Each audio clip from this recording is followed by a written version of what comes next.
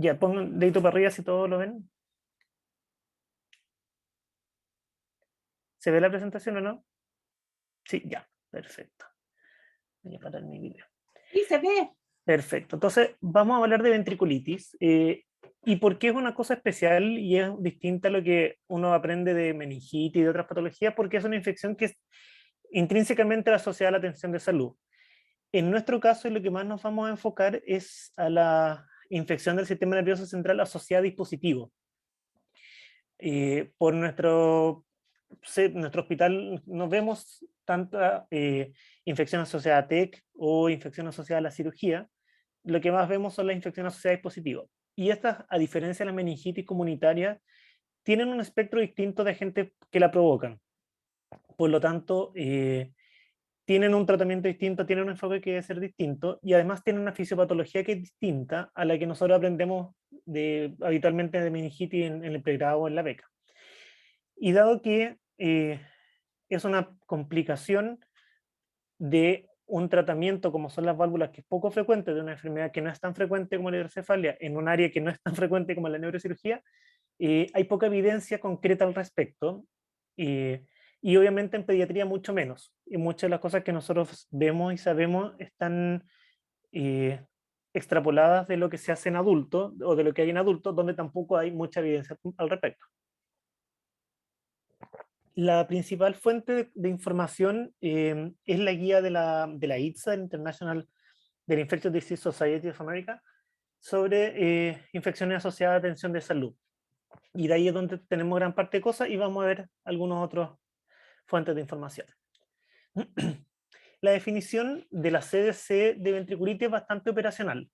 O sea, en un paciente que tenga un dispositivo, o sea, un dispositivo de atención de salud que presente una de dos cosas: o cultivos positivos en el líquido cefalorraquídeo, dado que el líquido cefalorraquídeo debe ser estéril, o una combinación de dos síntomas de infección, fiebre, cefalea o signos de alteración del dispositivo, más un líquido que se ve alterado por aumento de la celularidad, que se ven o sea, se ven bacterias en el gram, o algún otro test no cultivo directamente que dé positivo. Ahí es donde quedamos dentro de las PCR, etc. Aunque suena súper bonito, aquí nuevamente empezamos a tener, ya tenemos pocas cosas claras, porque decimos, bueno, ¿qué pasa cuando son contaminación? Eh, ¿Qué pasa si es que la disfunción y tenemos otro cuadro agregado? ¿Qué pasa en los pacientes que tenemos inflamación en el líquido cefalorraquídeo, pero no es secundario a una infección? ¿Qué tan frecuente es? Hay pocos datos, nuevamente. Estos son datos de nosotros y nos echamos un poquito de flores, que es lo que está publicado por nosotros en la revista de infectología, que en los pacientes con primera DBP, que es habitualmente lo que se estudia, es casi un 8% de las válvulas que se ponen, eh, pero que esto va aumentando en la medida en que se hacen más revisiones y más recambios valvulares, hasta llegar a casi un 24%. Entonces, mientras más válvulas vamos poniendo y más se revisa y más se manipula, más riesgo de infección hay. ¿Cómo hacemos el diagnóstico? Eh, Cae un poquito de rigor desde la definición, que es la sumatoria de un signo de disfunción del drenaje, sea DB o sea DBP, que puede ser cefalea, náusea o compromiso de conciencia, convulsiones, etcétera, más signos de infección, fiebre, elevación de la PCR o leucocitosis, más alteración del líquido cefalorraquídeo, leucocitosis, glucosa baja o lactato elevado. Me voy a detener un poquito en el lactato porque también es un trabajo que estamos haciendo. Hay evidencia bastante concreta de la utilidad del lactato para distinguir una meningitis inflamatoria o aséptica de una meningitis bacteriana. Por un lado, en pacientes comunitarios, y por otro lado, en pacientes post cirugía. Lamentablemente, cuando nos vamos acercando a nuestro setting, que son los pacientes pediátricos con derivativa ventrículo-peritoneal o derivativa ventricular externa, la evidencia empieza a decaer respecto a la utilidad. Otros elementos que nos tienen que hacer sospechar en una infección ventricular es en un paciente que tiene una DBP una peritonitis, un paciente que tiene un drenaje ventrículo pleural, que nosotros no lo hemos visto por lo menos en el INCA, una pleuritis, en los pacientes con derivaciones al atrio, la presencia de bacteremia o la presencia de glomerulonefritis son indicadoras de infección y nos tienen que hacer ir a buscar dirigidamente la infección en la válvula. No es la realidad que vemos nosotros, porque nosotros ya nos llegan muchas veces con el diagnóstico, pero si alguno trabaja en algún otro hospital, la idea es que también lo tenga siempre en mente. El cultivo es el principal examen, obviamente, nos va a certificar el diagnóstico, nos va a ayudar también a guiar el tratamiento hacia lo más óptimo. En nuestra realidad, en el Instituto de Neurocirugía, tenemos bastante buen rendimiento, cerca de un 80%, pero que no es lo mismo, no es similar a lo que se describe en la literatura, que es alrededor del 50%. Perdón. Los cultivos se recomiendan por la guía ITSA mantenerlos por más de 10 días, porque el propio Nobacterium acne, que es un agente frecuente en la literatura, se demora más de 10 días en crecer. Y después, cuando hablemos de los agentes, vamos a hablar un poquito de esto. Se recomienda además cultivar no solo el líquido, sino que la punta del catéter y la válvula, cosa que no se hace en el laboratorio de microbiología y es una cosa que deberíamos empezar a hacer también. La recomendación es siempre acompañarlo con hemocultivos, dado que podríamos encontrar el agente en la sangre y no en el líquido en algunas ocasiones. Y es obligatorio, por decirlo de alguna forma, en los pacientes con drenaje ventriculoatrial. Y idealmente debe tomarse previo al inicio de antibióticos, pero recordar que esto es una infección que puede ser grave y no deberíamos retrasar el inicio de antibióticos con la toma de la muestra. Los agentes más frecuentes son los que ya conocemos nosotros, que son generalmente agentes de la piel. Los estafilococo coagulasa negativo, especialmente el epidermis y otros tantos, el Staphylo aureus como las principales causas. Se describe, por un lado, la Pseudomonas aeruginosa como causa frecuente de ventriculitis y el Propionibacterium acnes, principalmente en los pacientes un poquito más mayores, más adolescentes. En nuestra realidad del Instituto de Neurocirugía, que estos son las etiologías en los casos que analizamos, no tenemos casos de ventriculitis en DVP por Pseudomonas aeruginosa, y tampoco hemos tenido nunca, o lo que yo recuerdo, lo que encontramos por Propionibacterium acnes. Lo hemos conversado con el laboratorio de microbiología, ellos hacen todos los cultivos necesarios para encontrarlo, pero efectivamente no es parte de nuestra flora comensal, igual que la pseudomonas. Esto nos permite que nuestro esquema de tratamiento antibiótico sea un poco menos agresivo de lo recomendado por la guía de la ITSA. La guía ITSA recomienda cobertura para Coccasia gram positivo y para Bacillus gram negativo, como la pseudomonas. Nosotros tenemos un pasito antes de eso, entonces partimos con vancomicina, pensando en que los coagulasa negativos son intrínsecamente resistentes a la cloxa, y cobertura para Bacillus gram negativo, pero nosotros usamos una cefalosporina como la ceftriaxona, que no cubre pseudomonas, por un poco por lo que habíamos conversado. No tenemos pseudomonas, no hemos tenido en los datos que hemos analizado. También viene entrando la toma. Por eso que nuestro esquema inicial en pacientes que vienen de su casa con una sospecha de infección es banco ceftriaxona. Recordar el área donde nosotros trabajamos, que es el líquido cefalorraquídeo, tiene una característica particular, que es la barrera hematoencefálica, que es una barrera que aísla el parénquima cerebral de los vasos sanguíneos, dificultándonos un poco la llegada de tratamiento antibiótico. Nosotros aprendemos que el traspaso de antibióticos aumenta cuando los parénquimas están inflamados, pero también hay que acordarse que hay un traspaso a través de la célula que es independiente de la inflamación. Entonces, cuando pensemos en el antibiótico que vamos a estar utilizando, tenemos que siempre acordarnos si es que va a tener una buena llegada al líquido cefalorraquídeo, y por eso que no se puede ocupar cualquier antibiótico.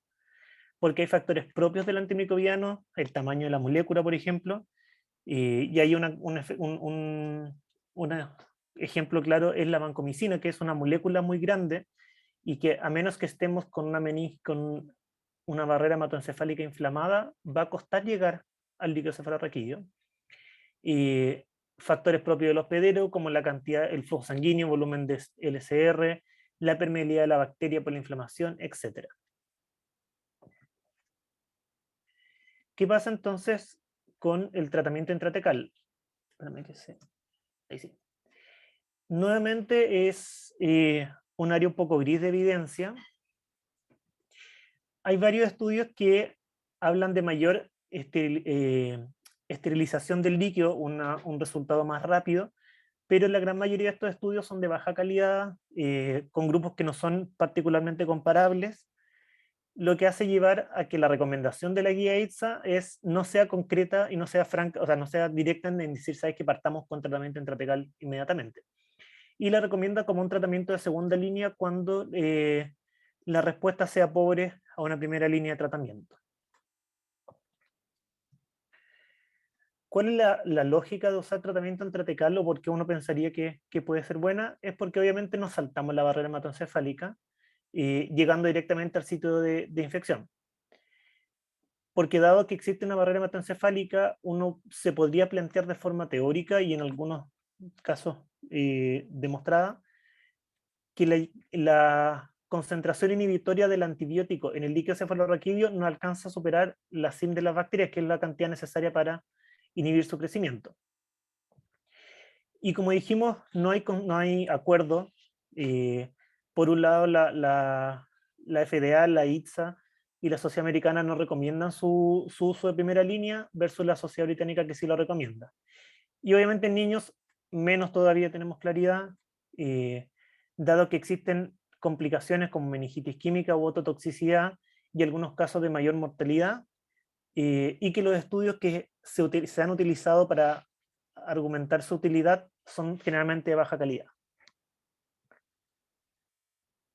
¿Cuándo deberíamos o cuándo se recomienda o cuándo planteamos usar terapia intratecal? Cuando existe una pobre respuesta al tratamiento sistémico, perdón, que es generalmente el parámetro que usamos nosotros, o cuando el microorganismo tiene una CIM elevada, que en general no es un parámetro que nosotros estemos habituados a utilizar, pero que podríamos empezar a plantearlo. Cuando decidimos utilizar, el equipo de enfermería de nosotros tiene bastante experiencia en este tratamiento. Se toma un volumen similar al volumen del fármaco, se reemplaza un poco, o sea, se reemplaza, por decirlo de cierta forma, por el volumen del antibiótico, que en general son volúmenes bajos, se cierra el circuito, se deja actuar y posteriormente se abre nuevamente el drenaje para que siga su circulación. Idealmente siempre evaluando el nivel de conciencia y PIC, que hemos visto en algunos casos de pacientes que no toleran un cierre de un drenaje ventricular externo. ¿Cuál es la dosis recomendada? Nuevamente estamos en un área que es absolutamente teórica. Las recomendaciones están descritas para adultos. Vancomicina, que es lo que más ocupamos nosotros, es de 5 a 20 miligramos. Y en niños ocupamos habitualmente un 40% de la dosis. Y entre 5 y 20, que es un rango bastante amplio, en realidad uno lo puede ajustar por el débito del drenaje ventricular y por el volumen y el tamaño ventricular que tiene el paciente. Nosotros habitualmente usamos vancomicina, que es donde tenemos mayor experiencia, dado que nuestras ventriculitis son casi todas por coagulasa negativo o por Staphylococcus aureus. La evidencia que existe también es en neonatos, donde existen más ventriculitis por bacilo-gram negativo, y ahí hay estudios con amikacina y daptomicina. La cefalosporina y penicilina no deberían ocuparse por el riesgo de neurotoxicidad, y la cloxacilina es considerada epileptogénica, por lo tanto tampoco deberíamos utilizarla. ¿Cuánto tiempo vamos a tratar? Y aquí es una discusión que tenemos siempre con los neurocirujanos.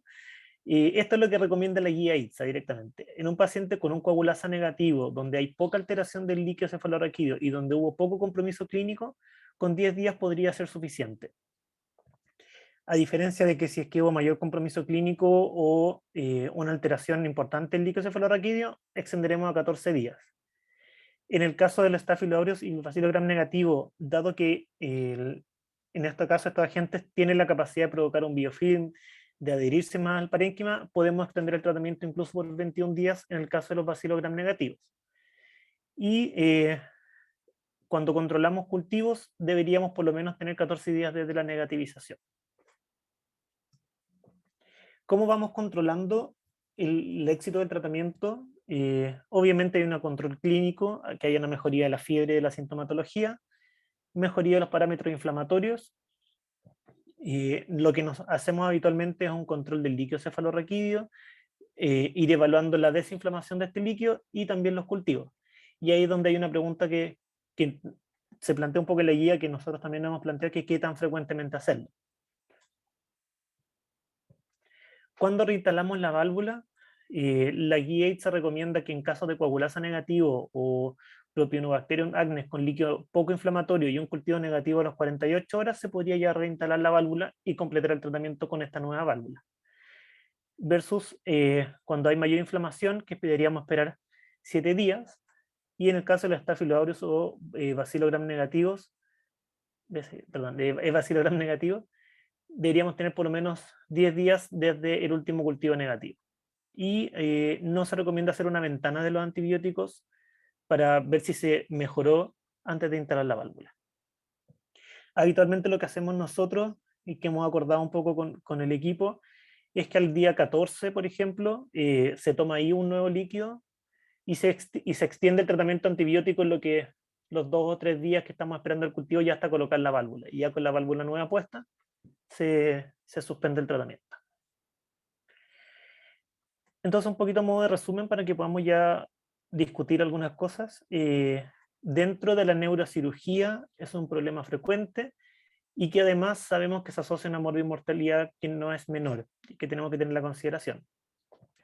El diagnóstico tiene criterios clínicos y microbiológicos, donde existen algunas técnicas que son habituales, que las conocemos, el citoquímico y el cultivo, que existen algunos avances respecto a la PCR, a la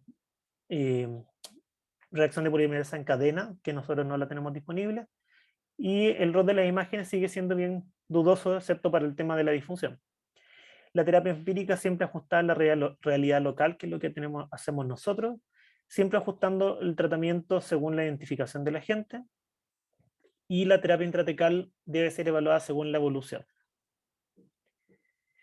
En pediatría tenemos pocos datos, siempre está abierta la alternativa de seguir investigando respecto a dosis, duración, tratamiento, etcétera, porque todo lo que tenemos es de adulto. Respecto a la monitorización de los niveles de líquido cefalorraquídeo, existe también un área que hemos conversado con Milka sobre cómo monitorizar los niveles, si podemos medir niveles de antibiótico en líquido cefalorraquídeo, qué se podría hacer, cuál es su significado. Cuando reinstalar, nosotros somos un poquito más exagerados que lo que recomienda la guía, nosotros esperamos completar el tratamiento. Preguntas como cada cuánto tiempo vamos a controlar el citoquímico y, y los cultivos de líquido cefalorraquídeo, más frecuente o menos frecuente.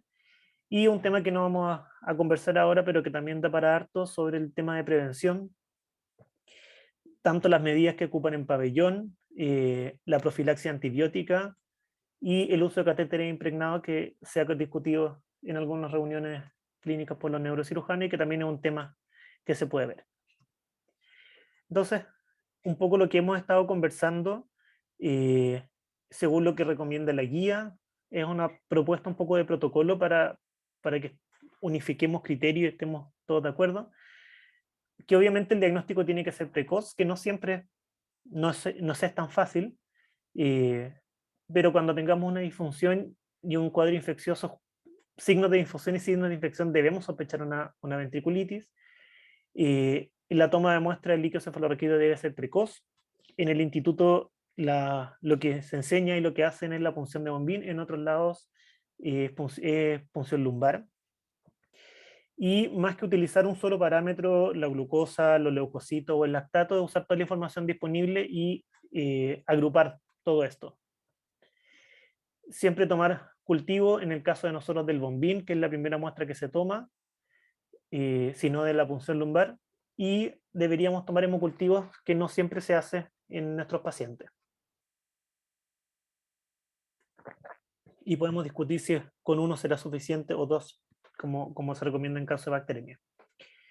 El retiro de la DBP debe ser precoz, dado que es el foco de la infección y es donde puede estar instalado, entre comillas, la bacteria en este caso, sobre todo el Staphylococcus aureus. Y en nuestra institución también acostumbramos a tomar citoquímico cultivo en pabellón, dado que es una muestra más directa del sitio. El tratamiento antibiótico siempre debe ser vía asociado, con vancomicina y ceftriaxona en dosis para llegar al sistema nervioso central, que son 60 miligramos por kilo al día dividido en 4 dosis, y ceftriaxona 100 miligramos kilo día en una dosis, que habitualmente nosotros no ocupamos dosis de carga de vancomicina a diferencia de los adultos. Recordar que el inicio de tratamiento antibiótico debe ser precoz, idealmente no postergarlo por la toma de la muestra, si es que no es posible hacerlo pronto, partir tratamiento antibiótico, sobre todo si el paciente está muy comprometido, y controlar la dosis de vancomicina por niveles plasmáticos, que habitualmente lo hacemos a las 48 horas cuando ya se alcanza el estado estacionario de vancomicina. La duración del tratamiento deberíamos seguir la recomendación de la guía ITSA, ajustada un poco a los protocolos que manejamos nosotros y siempre ajustarse según la clínica y la evolución. Y el seguimiento es lo que tratamos a veces de hacer, es mantener acordarnos de que al séptimo día tomarle un citoquímico y un cultivo para ver la evolución. Si es que esto sigue estando positivo, se podría plantear un tratamiento intratecal. Y además deberíamos pensarlo si es que antes de los 7 días vemos un empeoramiento clínico del paciente en vez de una mejoría. Y acordarse que lo que más ocupamos es vancomicina, que es 40% de la dosis de adulto. Y por último, cuando ya estemos acercándonos al final del tratamiento, anticiparnos un poco para programar precozmente la instalación de la válvula. Si ya vemos que vamos en el día 12, por ejemplo, de 14, adelantarnos a la toma del líquido cefalorraquídeo, el citoquímico de cultivo, para asegurar la negativización. Eso. No sé qué les parece, qué están de acuerdo, qué opinan. Hoy me gustó, José, esto de la revisión. Tenemos que aumentar de aquí antes de octubre, aumentar nuestra estadística. Y creo que te voy a designar a ti para presentar en la rama. Ya, bueno. Ahí vamos, ahí vemos. ¿Ya? Me parece. Y para llevar un planteamiento, los gérmenes, el tiempo, esto de cuándo controlar líquido, cuánto tiempo dura. Aquí yo lo que siempre he repetido es que el control de los líquidos es una vez a la semana, no día por medio, como se hace en otras partes. O sea, intentar no abrir el sistema. Eso. El otro día aprendí que el tioglicolato es para específicamente la detección del Propionibacterium. Ya. Así que a lo mejor lo que deberíamos conversar es que en el fondo el Propionibacterium es para los pacientes que son como periadolescentes. Podríamos dejarlo en general, a lo mejor eso podríamos conversarlo. ¿Con quién? Con algún infectólogo. Porque, con la gente de microbiología de El Salvador, que son donde nosotros mandamos. Claro, porque ellos tienen experiencia con adultos solamente, pues, y nosotros con los guaguitas, los prepúberes, no deberían tener ese problema. No, pues. Podríamos conversarlo. O sea, yo creo que el doctor Goicolea también habíamos conversado un poquito en la semana de juntarnos con los laboratorios principalmente por el tema de los cultivos de la válvula, que no se hace. A pesar de que de la punta y de la válvula en sí. no se hace en el hospital, no sé por qué, o sea, en El Salvador, no sé si faltará un equipo o qué cosa, y es una técnica que nos puede ayudar en todos los casos donde son negativos, po. Y lo otro que no se hace, que también tenemos que anotarlo, es que no todos los neurocirujanos toman citoquímicos. No, cuando tienen sospecha de disfunción, solamente muchas veces no lo toman. Porque igual una disfunción puede estar relacionada con una infección, entonces debería tomarse. Sí, estoy ahí de acuerdo contigo. Samuel, no sé Yo, si está ahí por ahí, o Tamara. sí, perdón, pero yo creo que cuando no se toma es cuando la cantidad de líquido del bombín es insuficiente, que obviamente siempre le dan predilección a cuál serviría más en cuál la situación, pero siempre, por lo menos siempre nos han enseñado que son las dos cosas.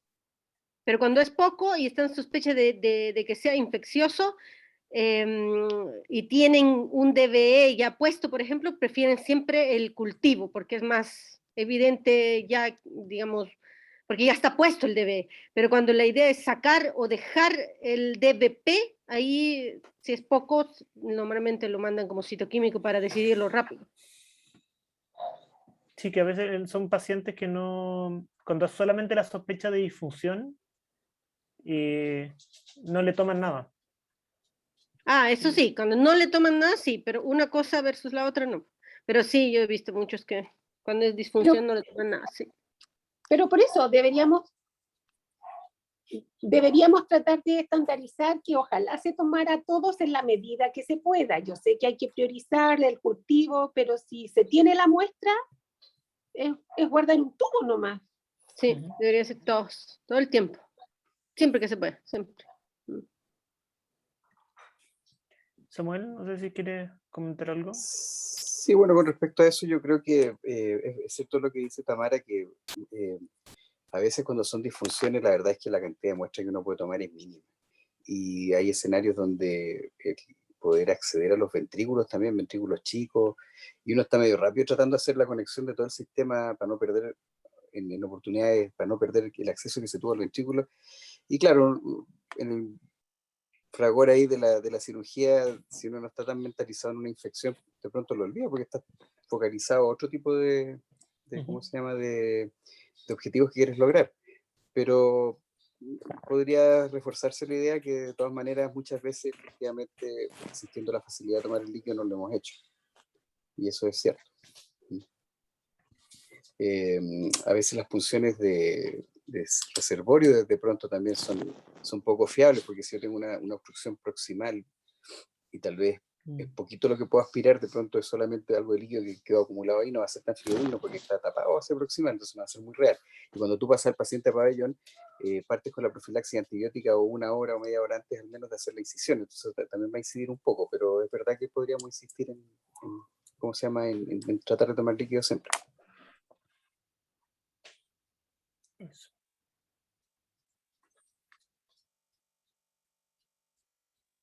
¿Alguna duda, otra cosa que queramos comentar dentro de la Oh, experiencia? qué bueno que te conectaste, Samuel. Bienvenido. Sí, o sea, si hay posibilidad y tiempo, yo me conecto. Y un tema interesante, importante para nosotros porque nos toca tanto en el trabajo diario. Así que claro que es importante. Ahora, con respecto quizás a algunos aspectos netamente quirúrgicos que uno podría tal vez aportar, que hay cosas que son bien teóricas. Por ejemplo, en todos lados uno lee que recomiendan que la primera cirugía del día sea una válvula y eso nunca es verdad. Siempre la válvula la miran en menos y la tiran para el final, nunca le dan prioridad, esa es la verdad. Y probablemente ustedes han visto que la mayoría de los autores cuando buscan estrategias para combatir la ventriculitis siempre ponen en primer lugar que sea la primera cirugía del día en un pabellón limpio. Después que ojalá en el pabellón hayan solo 2 personas y poco menos que el cirujano se autoarsenalee, y ustedes no sé si se han asomado al pabellón, pero viaje, entra y sale, un montón de gente todo el rato, entonces hay un montón de cositas así chicas que en realidad son bien teóricas. Y son pocos los lugares donde respetan ese tipo de normas más medias empíricas que hay, digamos, ¿ya? Después también hay otro factor que es súper importante. Ustedes le van a preguntar a cualquier neurocirujano cómo pone una válvula y ninguno lo pone igual que otro. Todos tienen su técnica propia, todos tienen sus preferencias, algunos prefieren ciertos dispositivos, etcétera. Entonces, tal vez eso también puede influir un poco en el tema ese que es tan importante de la tasa de infecciones, porque no hay una... Todo el mundo opera la válvula como se siente más cómodo. Y eso es así, ¿ya? Yo creo que eso también puede influir un poquito. Eso, Samuel, como aporte quirúrgico. Sí. en este momento que a mí me ha llamado la atención cuando instalamos los catéteres, que la piel se está limpiando con jabón de clorexidina y nosotros estamos desinfectando con povidona. ¿Están haciendo ustedes lo mismo en pabellón? ¿O no? O sea, generalmente en mi pabellón, hasta ahora, hasta antes de que sacaran los que estaban contaminados, es todo con clorexidina. Primero, el protocolo de limpieza que hay en el pabellón es que primero que nada se hace la enfermera. No sé si ustedes saben, pero nosotros los neurocirujanos somos como conocidos en todos los hospitales y todas las clínicas porque nosotros mismos hacemos a nuestros pacientes. A diferencia de las otras especialidades que siempre le dejan ese encargo a la gente de enfermería. Pero acá en el instituto eso lo modificaron hace un par de años, como buscando estrategias para contrarrestar las ventriculitis y otras infecciones. Entonces, lo que se hace es que la enfermera o enfermero hace un lavado primero con jabonoso con la clorexidina, que son 3 pasadas, digamos, jabonosas, y después la clorexidina líquida y se deja 3 minutos, ¿no es cierto?, que se seque y recién ahí ponemos los paños. Ese es como el protocolo habitual. Ahora, yo, ¿qué cosas he visto que son diferentes? Que no necesariamente existe una comunicación con el equipo de enfermería, entonces tal vez ellos hacen lo que se les ocurre a ellos, que es lo que nosotros vamos a necesitar que esté limpio, que no necesariamente es lo que a nosotros nos parece que hay que tener aseado.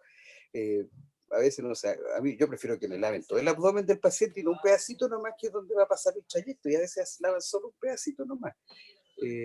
Por eso tal vez los neurocirujanos son más celosos con el lavado de los pacientes, porque sabemos dónde vamos a incidir y poner los paños y eso. Pero con respecto a eso puntualmente, se ocupa solo clorexidina como protocolo de lavado. Sí, era mi aprehensión por este momento epidemiológico que se está viviendo, en que en muchas partes han sacado la clorexidina y de hecho no se está utilizando para la descontaminación, para la desinfección. Pero si se mantiene en pabellón, o sea, ustedes no han resentido. Tú sabes que en este momento el DIFEM Pharma lo sacaron del comercio por la burkholderia, porque hay infecciones tanto en pediatría como en adultos.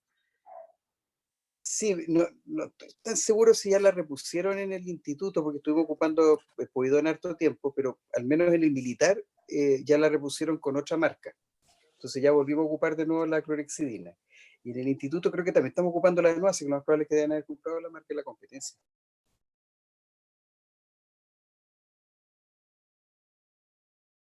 Eso habríamos que conversarlo con Patti, y entiendo que va a llegar una nueva enfermera de IAS. Así que hay un tema interesante para discutir. Esperemos que dure. Sí, ojalá que sí. Eso. Oye, antes que terminemos, yo le mandé algún calendario con algunas ideas que hemos ido conversando de temas.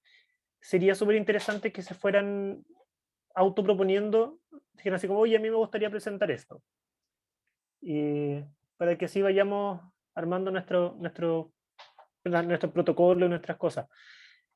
Particularmente para la próxima semana, la Tamara no va a poder presentar, o sea, perdón, para las 2 semanas más. Entonces, si es que alguien tiene algún tema que le interesaría revisar, podemos hacerlo. ¿Ya? Que me avisen. Yo tengo mis temas, pero en este momento tengo mis prioridades distintas. Sí, Nunca pasó a segundo lugar. Pero si no, después me comprometo a presentar los temas que he revisado. Ya. Y José, te quería igual agradecer porque me parece muy igual destacable tu preocupación para mantener estas reuniones. Se agradece por tratar de igual, a pesar de que fallemos algunos, busques el tema para presentar. Así que... Muchas gracias. Sí, yo creo que es importante para ir actualizando y ponernos de acuerdo en cosas del quehacer diario. Y voy a reforzar, ojalá que para la próxima reunión puedan participar los becados también y el equipo de enfermería también y toda la gente que participamos en el cuidado de los pacientes. Eso quería aprovechar de decirte que pienso yo que, sobre todo tú que ahora te habrían apuntalado como el encargado de la parte de docencia, ¿no es cierto? Que tal vez sería importante que los becados como que asistan a este tipo de seminarios, es parte de la etapa formativa, y el fellow también, ¿no? Porque el fellow no va a participar.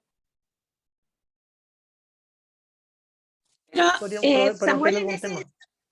pero basta con que lo invitemos, o a lo mejor quizás podríamos conversar con el encargado, como para que el encargado de la beca, para que sea una cosa obligatoria, porque a mí me parecen buenos temas.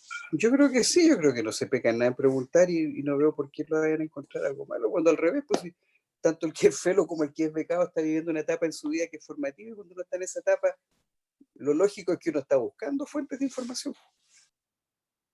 Eso. Así que voy a hablar con Claudio y con algunos de los becados también como para evaluar eso.